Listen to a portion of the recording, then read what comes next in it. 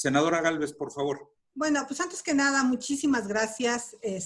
Pues el día de ayer todo parece indicar que la CRE le dio la estocada final a las energías limpias en nuestro país. Quisiera reiterar que cuando me opuse a que se nombrara gente sin perfil en la CRE, pues justamente era porque lo que pretendía el gobierno era apoderarse de la CRE, tener a personas absolutamente incondicionales, incapaces de dar un debate como el que debieron haber dado ayer de cara a los ciudadanos. Por supuesto que el gobierno está en su derecho de pedir que la CFE incremente las tarifas a los privados, pero también todos tenemos derecho a conocer cuáles son los argumentos por el que se van a incrementar estas tarifas. Me parece lamentable lo que pasó el día de ayer, que al día de hoy no se conozca lo que se reguló, lo que se dictaminó, que sea tan secreto, que no haya habido una sesión pública donde se haya debatido el por qué era necesario incrementar. Y miren que yo coincido que una parte de la tarifa era necesario actualizarla. Por supuesto que quisiera precisar qué es lo que ha pasado.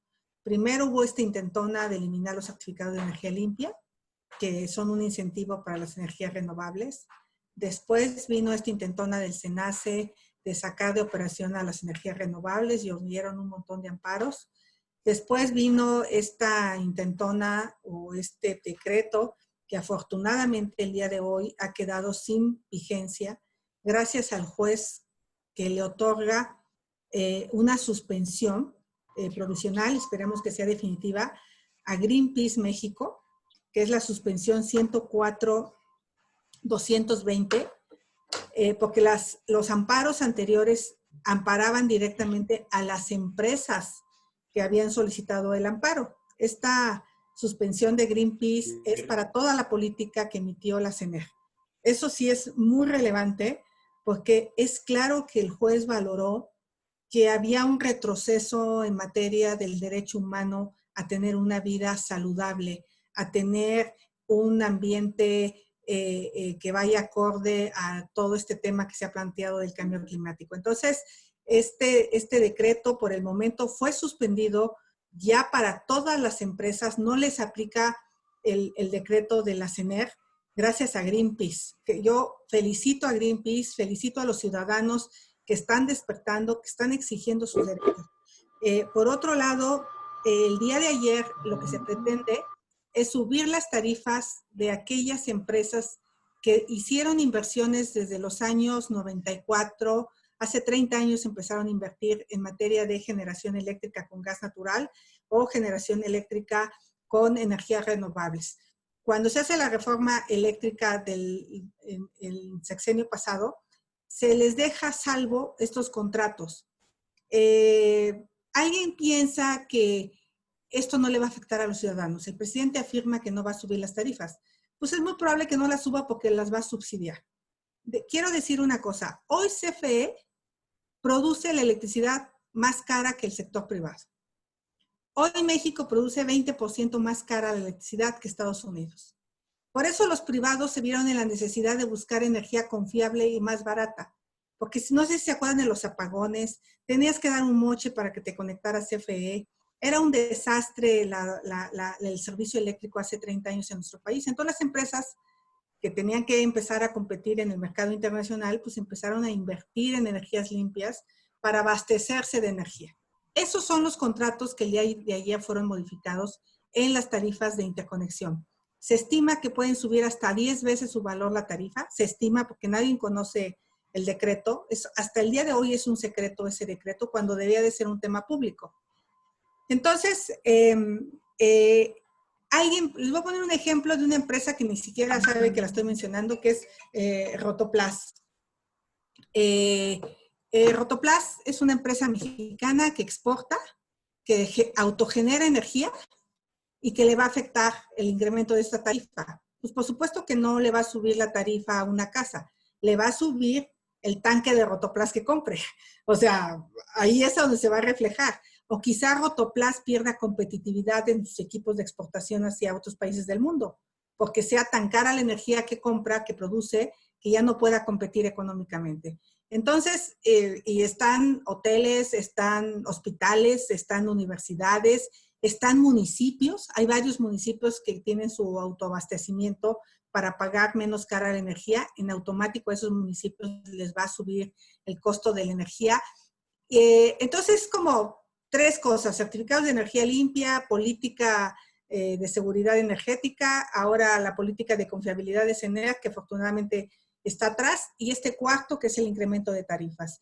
Entonces, desde mi punto de vista, a largo plazo vamos a volver a ver problemas con la energía. Se los he dicho, el megawatt de renovable cuesta $20, el megawatt de CFE con combustóleo cuesta $112. Entonces, ¿cómo le va a hacer CFE para vender la tarifa más barata? Pues va a subsidiar, va a espantar los capitales. Yo creo que este es un súper trancazo para la inversión privada. Muchas empresas van a pensar venir a nuestro país debido a que se violenta el Estado de Derecho. Esta es una grave violación al Estado de Derecho, porque el presidente no se atreve a cambiar la Constitución. No quiere. Lo que tiene que hacer es, si quiere hacer una nueva política energética, que cambie la Constitución, que cambie las leyes, y entonces ya sabrán los inversionistas si vienen o no vienen con las nuevas reglas del juego. Y yo, por último, quisiera pedirle al presidente una cosa. Si él tiene conocimiento de actos de corrupción que se hayan cometido en el pasado por la asignación de este tipo de contratos, lo invito a que lo denuncie penalmente en la Fiscalía General de la República. Si no lo hace, él está cometiendo el delito de omisión, porque él está obligado, en el momento que alguien le comentó que hubo un acto de corrupción, a denunciarlo, o la secretaria de Energía a denunciarlo, o el titular de la institución que haya sido la corruptora o la corrupta, hacerlo. Porque hoy escuchaba en la mañana su mañanera, donde seguía diciendo que en el pasado eran unos corruptos. Yo lo vi casi de la manita con el presidente de Iberdrola hace unos meses en Palacio Nacional. No sé si le dijo al Iberdrola todo esto que dice o que insinúa públicamente, o no sé a qué empresa extranjera se refiera, o a qué otra empresa se refiera. O sea, este cambio de humor, en ese entonces decía que Iberdrola venía a invertir miles de millones de pesos a México y que eran bienvenidas las inversiones. Bueno, estas empresas internacionales lo único que han hecho es venir a invertir con unas reglas del juego. Me parece absurdo que se insinúe que hay corrupción sin mencionar el nombre de cuál es la empresa que corrompe. Y así está Enel y están otras empresas que son súper serias, que en su momento yo creo que confiaron en el país, y hoy el país pues simplemente les da la espalda. Miles de empleos perdidos. Ayer estuve con los ingenieros de Americ, que se dedican a instalar todos estos paneles solares. Están preocupados, son 541 empresas mexicanas que soportan todo este trabajo de las energías renovables. Entonces, la situación no es nada que halague, y seguramente van a venir los amparos y seguramente se los van a conceder, pero qué necesidad en estar en esta situación de inseguridad para invertir en el país. Gracias. Muchas gracias, senadora. Tendría la palabra en primer lugar Mayolo. ¿Estás, Mayolo, con el, verdad? Fernando Mayolo. Aquí estoy. Perfecto, te escuchamos. Tienes la palabra. Xochitl, ¿cómo estás? Gracias, muy bien, Mayolo. Un juez acaba de suspender este polémico acuerdo de la Secretaría de Energía que frenaba las limpias, las renovables. ¿Qué opinión tienes tú de esto? Primero, empecé con eso en mi conferencia de prensa diciendo que me felicitaba a mí misma por tener una organización como Greenpeace defendiendo a los mexicanos de un gobierno que atenta contra sus derechos humanos, porque el acceso a un ambiente sano es un derecho humano de todos los mexicanos. Este acuerdo violaba tres leyes: la ley de cambio climático, la ley de transición energética y la ley de medio ambiente. Entonces, seguramente pues, el juez valoró que no se puede retroceder, que México tiene que caminar hacia la protección del medio ambiente. Entonces, lo celebro. ¿Y cómo crees que reaccione ahora Palacio Nacional? Pues mira, Palacio Nacional va a tener que entender que si quiere cambiar la política energética, lo tiene que hacer por el lado de la ley. No lo puede hacer con acuerdos, no lo puede hacer con amenazas. Le funcionó para el tema del aeropuerto. Logró sentar a los empresarios, finalmente les pagó, pero aquí estamos hablando de cientos de empresas que están involucradas en el tema energético. Estamos hablando de canadienses que pusieron sus ahorros para invertir en energías renovables en México. Estamos hablando de capitales extranjeros que vieron confianza en invertir en México y que seguramente pues, se van a defender legalmente porque ellos no es que cuiden su dinero personal, ellos representan las inversiones de otros miles de extranjeros, de pensiones de adultos mayores que invirtieron en energías limpias como una posibilidad de tener rentabilidad en sus montos de pensión que van a tener en un futuro. Entonces, seguramente estas cartas de las embajadas de la Comunidad Económica Europea, de Canadá, pues son cartas que están siendo presionadas por las empresas que vinieron a invertir. O sea, yo realmente lo que digo es que es una injusticia que se hable de corrupción cuando no se presenta un solo argumento ante un juez o una sola denuncia penal. O sea, a mí sí me gustaría conocer qué empresas están involucradas en actos de corrupción como para echar para atrás esta política. Entonces, pues todo esto lo valoró el juez y por eso este amparo de Greenpeace es un amparo muy amplio, porque los demás amparos protegían a una empresa. Este amparo echa para atrás la política de CENER, toda. O sea, la deja sin efecto y qué bueno que en México hay una división de poderes y qué bueno que nos esté dando la razón la Corte a los que desde un principio hemos dicho que esto era absolutamente ilegal, que se estaba atentando contra el Estado de Derecho y lo que pasó ayer en la CRE es exactamente igual. Es una situación ilegal. Tan es así que la CRE tuvo que sesionar en lo oscurito.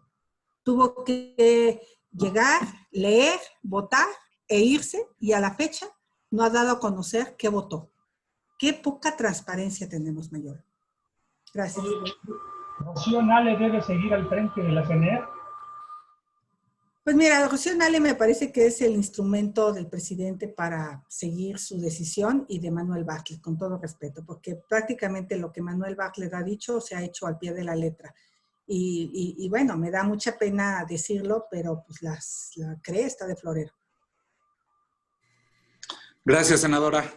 Ahora, Vero Macías nos dice, me pidió que leyera su pregunta, dice, ayer la CRE aprobó una resolución que avala el ajuste a los cargos de la CFE, a los cargos que la CFE aplica a privados por el derecho de usar su red de transmisión. La iniciativa privada denuncia opacidad y cambio de reglas.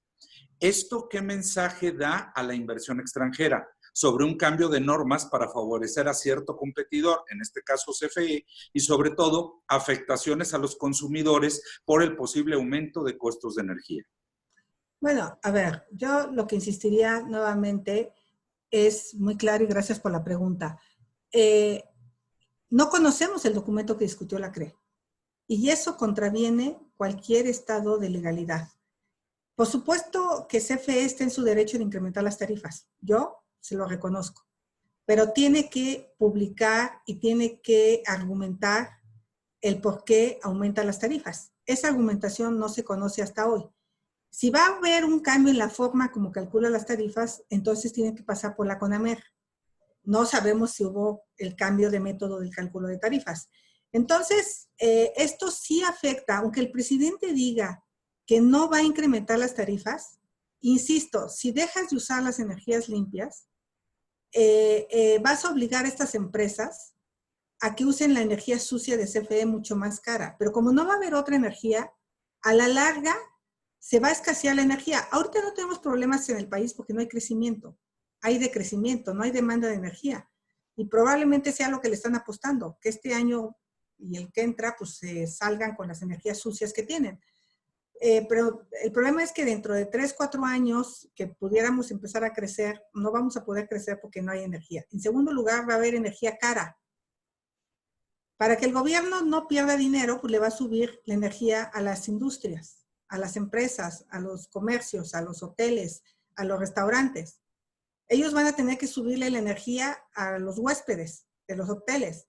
Y probablemente, pues entonces México deje de ser competitivo como destino turístico. O probablemente las exportaciones de coches, porque hoy muchas de estas industrias es la automotriz la que está viendo afectada con este cambio de tarifas. A lo mejor vamos a ser menos competitivos que China en la exportación de coches. O sea, no sabemos del tamaño del boquete porque no sabemos cuánto van a incrementar las tarifas. Esa es la parte ilegal.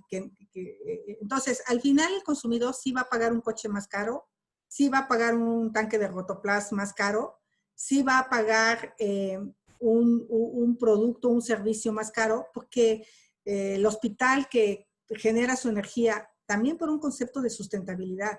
Muchas de las empresas generan energía limpia porque tienen un compromiso mundial con el medio ambiente.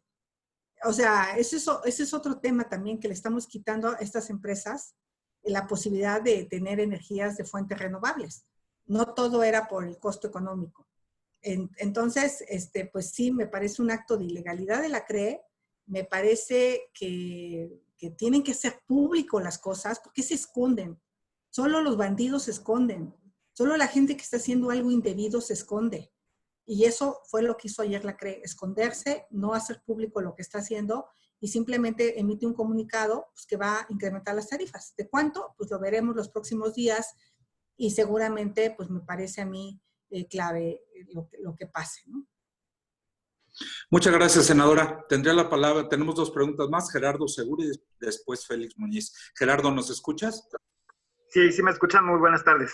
Por favor, adelante. Buenas tardes, senador. Yo me voy a concentrar, si me lo permite, un poquito más en la cuestión que está pasando en general en todo el entorno problemático de la pandemia y los muertos que van. Vemos, senadora, que ya van más de 9,000 muertes aquí en México.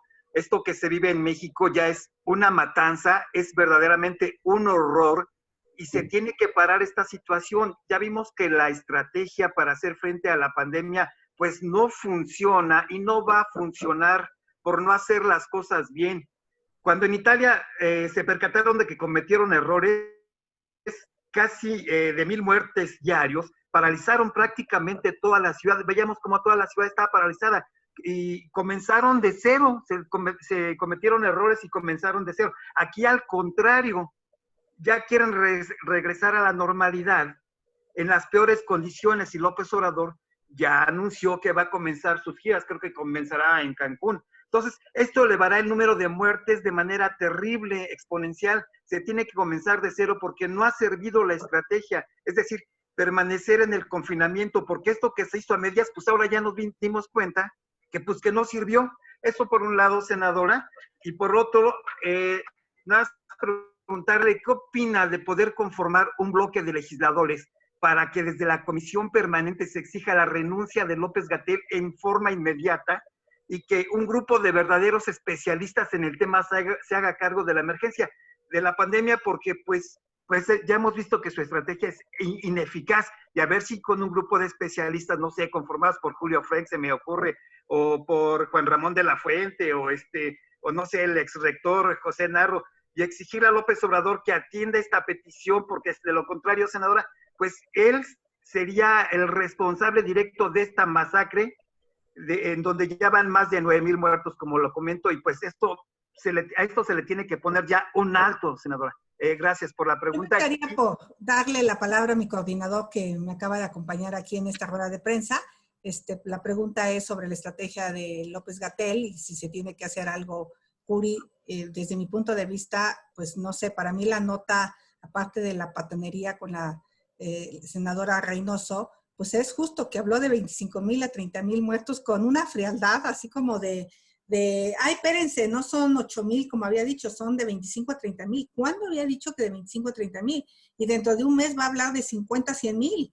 Y después va a decir, pues llegamos a los 200,000 muertos porque la gente no obedeció, cuando el presidente mandó mensajes totalmente encontrados. La gente dice que no existe la pandemia porque se quedaron con la imagen de lo que dijo Andrés Manuel López Obrador al principio de la pandemia. Entonces ahora no hay política que los convenza de que se queden en su casa. Y lo segundo, el PAN propuso el ingreso básico universal justamente para que por 3 meses las personas recibieran un ingreso, los ambulantes, los desempleados, las personas que trabajan en la informalidad, para que pudieran quedarse en su casa 3 meses. Todos nos encerramos 3 meses, como lo hizo España, como lo hizo Italia, como lo hicieron otros países, y salieron. El problema es que nos va a dar diciembre y no salimos. No salimos porque ya la gente va a salir a trabajar porque se está muriendo de hambre. Por supuesto que la gente va a tener que salir, y yo creo, desde mi punto de vista muy personal, este gobierno ya le apostó a que se mueran los que se tienen que morir. Punto. Coordinador. Muchas gracias, mi Xochitl. No, yo, sumando lo que dice Xochitl, yo creo que López-Gatell, aparte que está enamorado de su voz y que es una persona sumamente soberbia, ha engañado a todos, inclusive al presidente. Creo que la versión que le ha dado el presidente se la ha ido cambiando, y eso ha hecho que el gobierno federal esté tomando muy malas decisiones. Número uno, se tiene que ver la forma de cómo le hacemos para verdaderamente confinar a los ciudadanos. Cuando decían que íbamos a abrir el 19 de abril, decían que íbamos a tener 6,000 muertes. El día de ayer pasamos por más de 1,000 muertes, las muertes de Alemania, y esto, sin lugar a dudas, debe tener una responsabilidad por parte de él.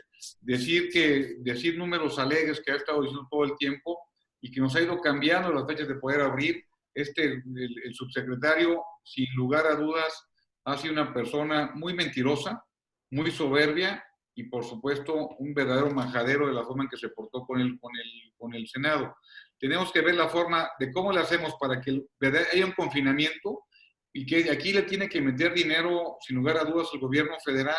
El día de hoy tuvimos una reunión con un especialista y nos decía que con 160,000 millones de pesos, que es lo que inclusive tenemos todavía como fondo de contingencias que se los dejaron los gobiernos pasados, se puedan mantener los ciudadanos en casa, porque si no los rebrotes van a estar a cada rato y va a ser peor para la economía, va a ser peor para los pacientes y, por supuesto, para todo el país. Es increíble que inclusive en algunas partes del país lo que es el crimen organizado estén dando inclusive apoyos que no está dando el gobierno federal.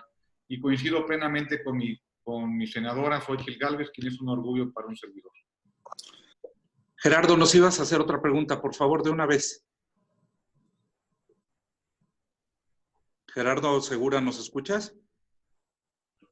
Perdón, Sergio. Nos ibas a hacer otra pregunta, ¿no?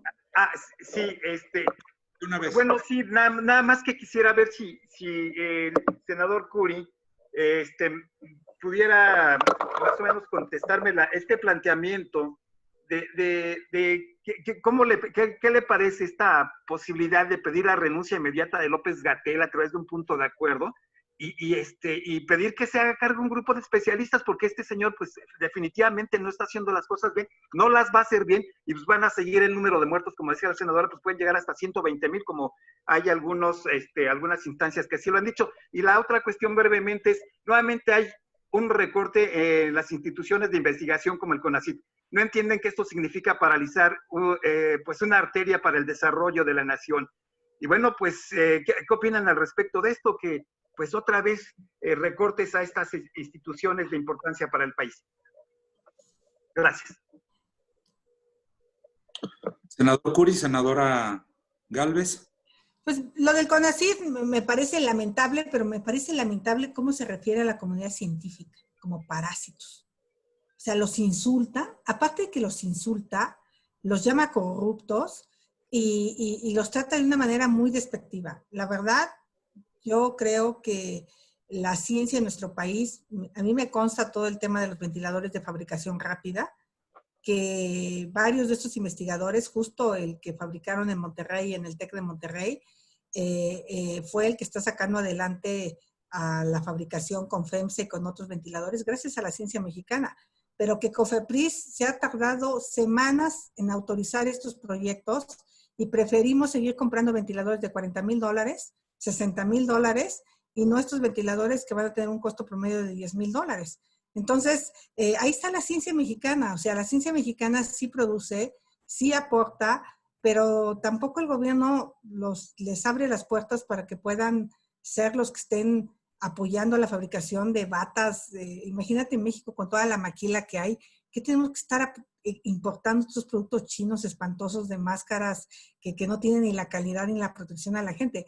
Pero por un lado, pues los trata de que no aportan a nada y cuando aportan, como el caso de los ventiladores de fabricación rápida, no los apoya para que puedan vender los productos. Entonces me parece lamentable el recorte a la cultura, el recorte, que recorte su Tren Maya, que recorte su refinería que no va a servir para nada, que recorte todos estos proyectos faraónicos que en este momento del país son mucho más importantes, el que la gente pueda quedarse en su casa, salvar su vida, pero ¿saben qué? Los que se van a morir más, vean cómo se está prendiendo la pandemia en el sureste mexicano.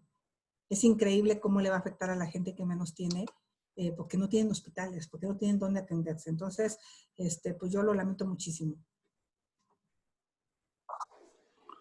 Coordinador. Continuar con lo que sigue diciendo la senadora. Es un gobierno que dice que tiene la gente que es 99% honrada y 1% capaz, y eso ha sido lo más caro para el país. El país debe tener la gente 100% honrada, 100% capaz, y de todas formas tener sistemas para ver que no nos roben.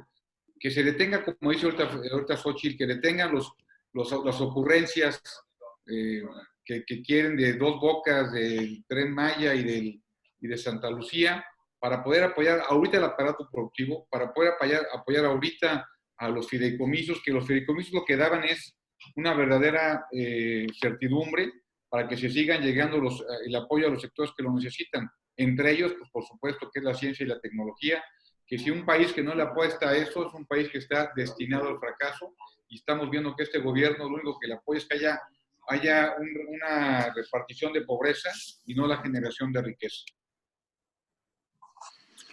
Muchas gracias. Tendría la palabra Félix Muñiz. Félix, ¿nos escuchas?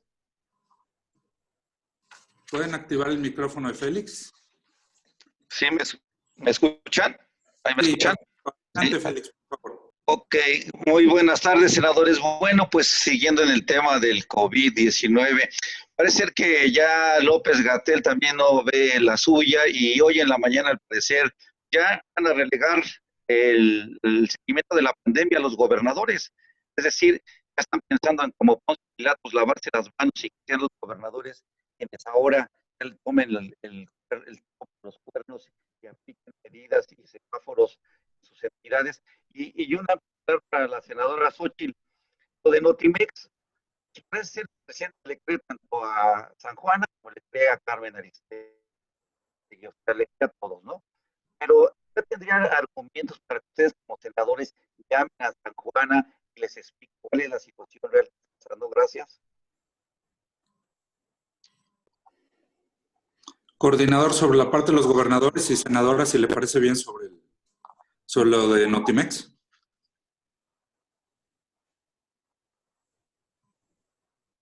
Un favor, Sergio, y que no Sí, alcancé a escuchar bien la pregunta, se me cortó mucho, no sé si tú me das el favor de decir. Sí, a nosotros también. Félix, ¿pudieras repetir la primera parte de la pregunta? Sí, les pregunto que si ya Gatell también está pues ya tratándose de librar del problema, porque parece ser que hoy en la mañana ya van a relegar la responsabilidad de la pandemia a los gobernadores. Es decir, el número de muertes que se puedan dar a nivel nacional, pues ya también no recaerá en el gobierno federal, sino en cada gobernador que no pueda aplicar algún sistema de emergencia realmente. Más o menos te entendí ahí, Félix, pero mira, más o menos, porque se me cortó mucho, pero más ahí te entendí. Mira, lo que yo veo es que los gobernadores tuvieron que salir a hacer lo que no hizo el gobierno federal.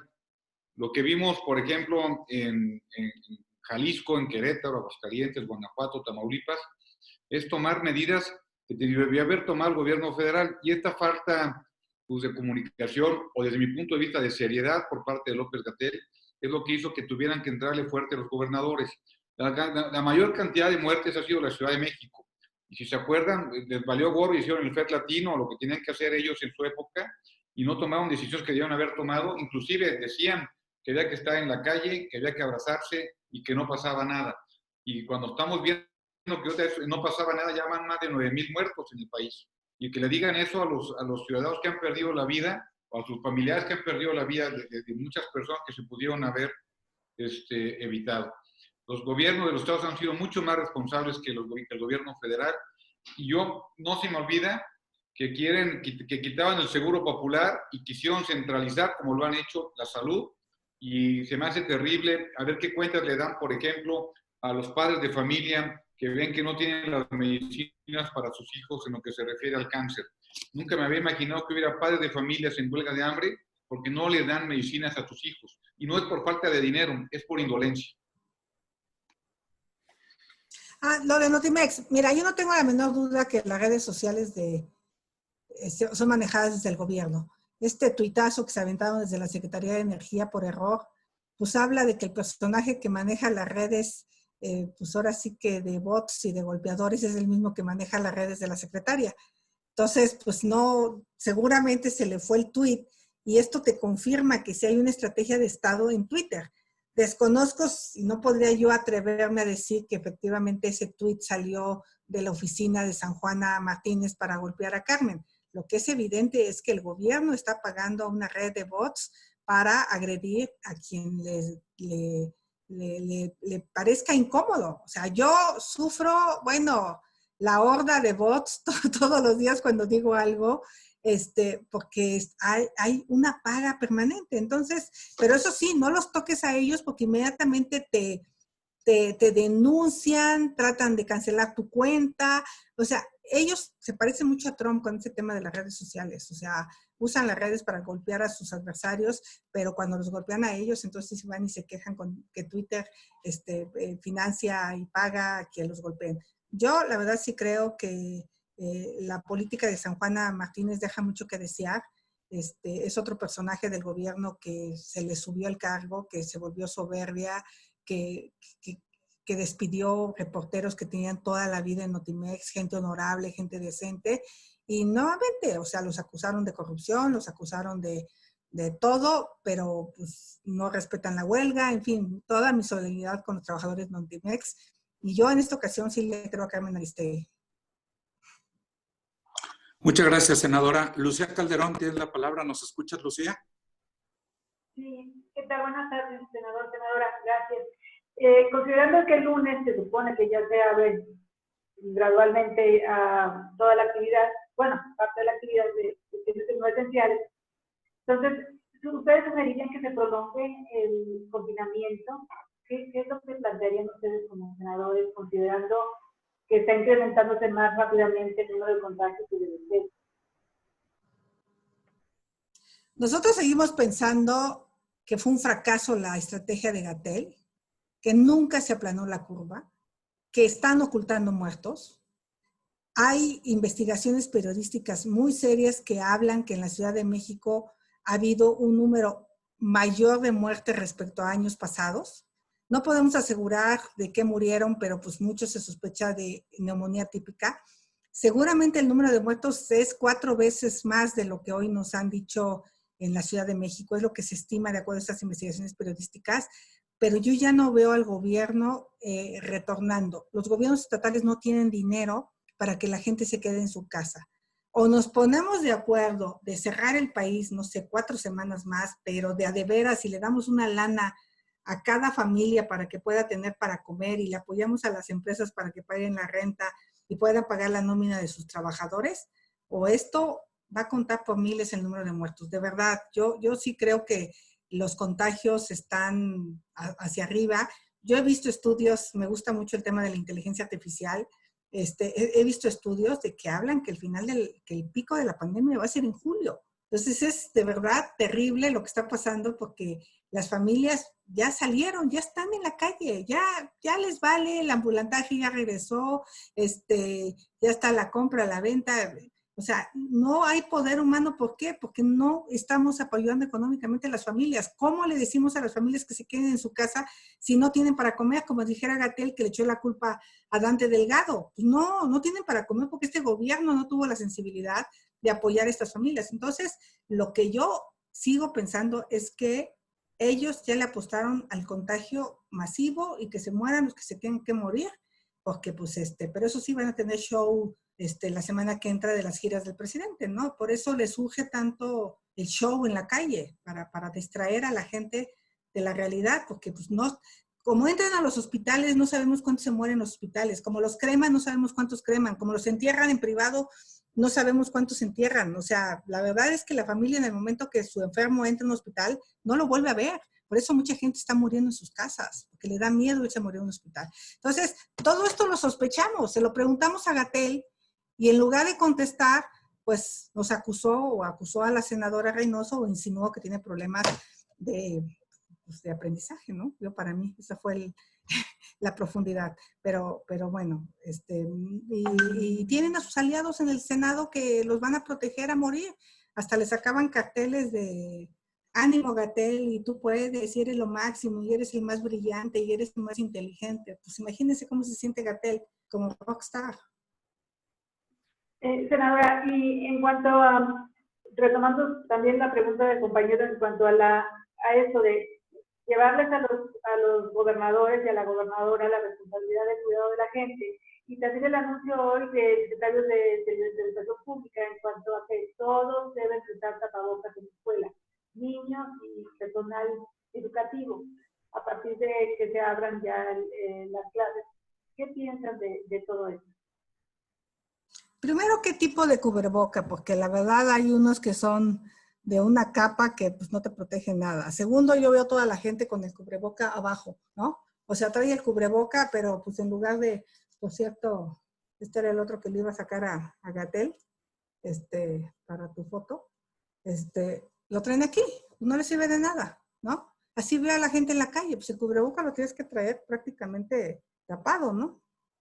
Esta era mi protesta. Ay, sí. Pues no, o sea, no tienen para cubrebocas, no hay una estrategia, tendría que desinfectarse los pies, cambiarse de la chamarra cuando llegan. O sea, estamos lejos de ser un país que pueda contener la pandemia con medidas sanitarias. O sea, creo que son buenos deseos, pero yo insisto, la estrategia es ya vámonos a la normalidad, ya no pasó nada y la gente va a ir muriendo en la soledad de su cama y en la soledad del hospital. Gracias, senadora. Rubén Arismendi, ¿nos escuchas? Rubén. Aquí estoy ya, Sergio. Perfecto. Adelante, por favor. Senadores, buenas tardes. Solo para reiterar la pregunta que en 3 ocasiones les hizo mi compañero de TV Azteca, Gerardo Segura, ¿sí solicitarían la renuncia de Gatell? Digo, el planteamiento que hace Gerardo, pues sí es grave, pero pues es como que pues como que lo más acertado, ¿no? Yo creo que si no cambian de política y cambian de vocero en este caso, pues van a seguir las cosas igual. Para el presidente López Gatell es el héroe nacional ahorita, ¿no? El niño héroe del momento. ¿Pedirían la destitución de López Gatell?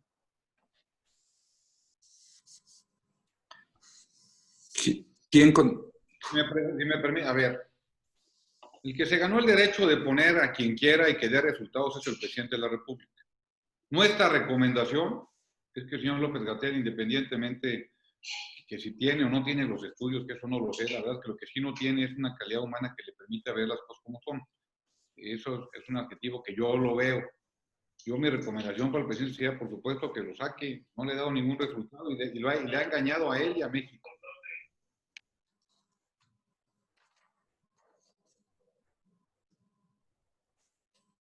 Pues sí, yo sí quiero que renuncie, por supuesto. Si me ve por dignidad, debería de renunciar. Si no acertó en la cifra de contagios, si no acertó en el pico de la pandemia, si no ha acertado prácticamente nada, una persona con vergüenza se va. No espera que lo, pero nosotros lo podemos solicitar, pero pues saben que no tenemos la mayoría. Pero bueno, lo voy a plantear en el grupo parlamentario, creo que sí se debe de ir, pero bueno, el presidente no lo va a quitar. El que tendría que decirle al presidente no puedo con el paquete pues es él, porque no está pudiendo con el paquete, no está pudiendo. ¿Cómo se lo explicamos? Pero bueno, desafortunadamente la realidad se los va a explicar. Le entregan a los gobernadores los estados en rojo. ¿Para qué? Para culpar a los gobernadores al rato de la cantidad de muertos. Me dicen, no, pues el gobernador decidió abrir. Pero ¿con qué dinero el gobernador sigue cerrando si la industria ya no tiene para pagar salarios? O sea, estamos en una situación que nosotros advertimos que íbamos a llegar aquí sino había una política real de apoyo a las empresas y de apoyo a las personas para que se pudieran quedar en la casa y las empresas defender los empleos. Entonces, pues yo creo que ya no podemos decir más. Senadora, ¿me ayuda poniendo otra vez el cartelón? Sí, dejarlo un momento ahí para tomar. Compañeros, ¿me ayudan a tomar la foto? Ricardo y los... ¿Poquito más arriba, senadora? ¿Arriba? Arriba, un poco más arriba. Es que ahí está ya. Listo. Gracias, senadora. Tendría la palabra... perdón, Félix Muñiz hace una precisión. Si estamos impedidos para llamar a cuentas a San Juana Martínez de Notimex, senadora Xochitl. Por supuesto que no estamos impedidos. Yo voy a proponer que comparezca ante la permanente. Creo que el esquema de la permanente ahorita pues es un esquema complicado, pero sí se podría presentar un punto de acuerdo para pedir la comparecencia y pues yo me comprometo a presentarlo. Creo que es un tema de apoyo a los compañeros de Notimex, es un tema de justicia y creo que sería importante que San Juan viniera al Senado, pues explicar toda su política en la situación de Notimex y el compromiso que yo hago es presentar este punto de acuerdo. Oiga, nada más, inclusive, ahorita lo comentaba con Sergio, la renuncia de López-Gatell la pedimos inclusive hace 2 semanas, 2 o 3 semanas ya la habíamos pedido. Creo que lo que tiene que hacer, aunque el que toma la decisión y que se ganó esa posibilidad es el presidente de la República y como comenta Xochitl, pues el que tenga poquita apoyo para el país y que renuncie. Finalmente, Rita Cerón. Tiene la palabra Rita Cerón. ¿Nos escucha, Rita? Hola, ¿sí me escuchan? Sí, adelante. Sí. Hola, senadores, ¿sí me pueden dar su opinión sobre cómo piensan que debe ser esta normalidad y qué viene en materia legislativa en estas nuevas... Se nos cortó, Rita, no escuchamos. ¿Pudieras repetirla? Vuelvo a preguntar, ¿sí me escuchas ya? Sí, ya, perfecto. Sí. ¿Me escuchas? Bueno, ok. Nada más preguntarles, si me pueden dar su opinión, senadores, sobre cómo piensan que debe ser esta normalidad y qué viene en materia legislativa en estas nuevas circunstancias. ¿Se escuchó? Sí, a ver, Luciana, primero que nada tiene que haber, para tener la curva, es importantísimo que haya una verdadera confinamiento. Y como lo comentó Xochitl, tiene que haber dos vertientes. Una vertiente, meter la gente a su casa y que no tenga que salir. Para que no tenga que salir, tienes que apoyarlos económicamente. Estamos ya ya más de 9,000 muertes y la curva no se está aplanando. Lo que sí creo que esta nueva realidad que se tiene que ver, pues todos tenemos que poner de nuestra parte, los ciudadanos, los comerciantes, los empresarios, los industriales y por supuesto también el gobierno. El gobierno le tiene que entrar con lana para que la gente no salga de su casa y no tenga la necesidad de salir de su casa para ir por la comida, para ir a buscar y por otra parte, tenemos que empezar a abrir el país desde nuestro punto de vista de forma paulatina, regulada y consensada con los demás estados. Por eso creo que los estados están tomando buenas decisiones y están abriendo de forma paulatina el tema comercial. La ciudad que está muy complicada es la Ciudad de México, parte del Estado de México y parte de Baja California, creo que es la parte que es más preocupante en este momento. Y esta nueva realidad en la parte de cómo van a ser las siguientes sesiones, pues lo que hemos hecho ahorita es que se pide que se haga de forma virtual, se estaba viniendo haciendo, pero a veces, muchas veces vemos que el partido de mayoría no solamente no están de acuerdo con la democracia, sino que son de piel muy sensible.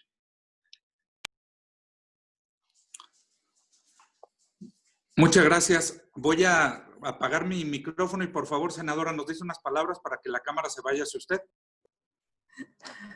A petición del público, Gatell, si no puedes, renuncia. Gatell, renuncia.